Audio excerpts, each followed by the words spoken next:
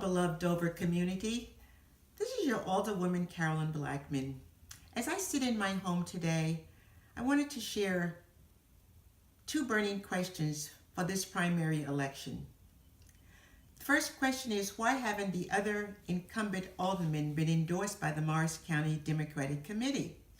And the burning question is, why is Carolyn Blackman no longer a part of Mayor's team? The answer to the first question is because the Morris County Democratic Committee recognizes that the incumbent candidates in 1st, 2nd, and 4th wards are actually Republicans pretending to be Democrats to win elections in a Democratic town. The mayor and 5 team members endorsed Chris Christie for re-election, and they take every opportunity to support Republicans.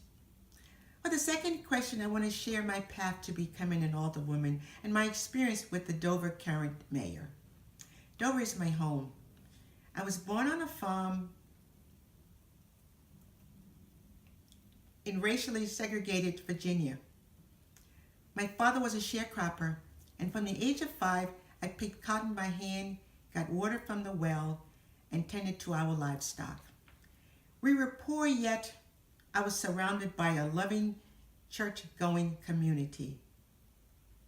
I love working for the people of Dover as alderwoman to create an integrated, loving, and supportive community. We are the community I knew that was possible ever since my father loaded us in the car and brought us to Washington, D.C. to march with Dr. Martin Luther King Jr. The feeling in the air on that historic day was electric.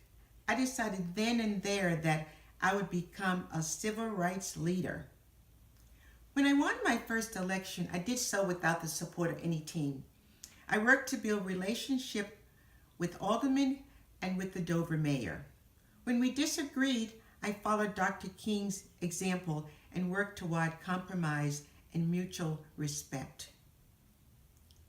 In the last few years, there has been no compromise. Instead, the mayor has made sweeping executive decisions, mandated surprises, last-minute agenda, entered into unnecessary and costly agreements that will impact our residents. This behavior escalated challenges within the Board of Aldermen.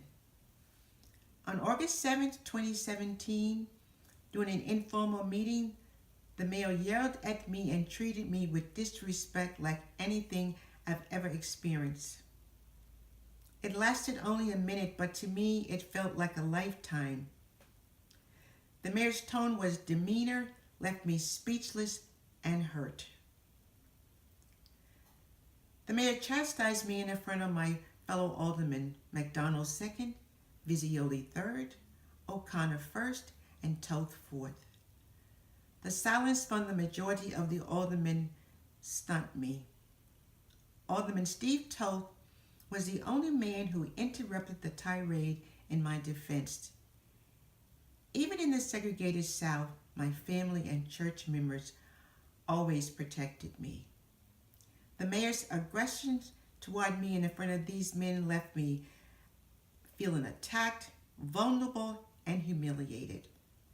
I felt I was chastised like a child for daring to speak my mind. On January 1, 2018, the mayor retaliated against me by removing me as the liaison to recreation, where I was there for 10 years because I had my own thoughts. On May 13th, Mayor Dodd kicked me out of the community fishing derby, yelling, "This is my fishing derby, get out." For many years, the event was supplied, funded, and marketed with town resource. I believe all community members were welcome. Clearly, I was not. Fearing that Mayor Dodd's rage would resurface to ruin this special event for our children, I left without protest, but with a heavy heart. The mayor's rage was in response to my advice for expressing my thoughts and opinion on policies, issues that have a direct and negative impact on our people.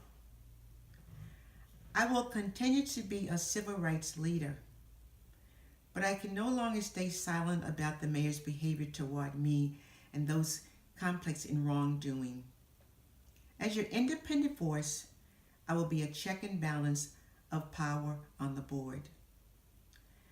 I thought I would have to campaign alone, but instead I found an entire community willing to support me. For that, I am grateful. On June 5th, I ask for your support for all the real Democrats on column 1. Whitner, Ward 1, Quinones, Ward 2, Valencia, Ward 4, Blackman, Ward 3, and all of the county committee candidates on the bottom of the ticket. I thank you for taking the time to listen to my message today.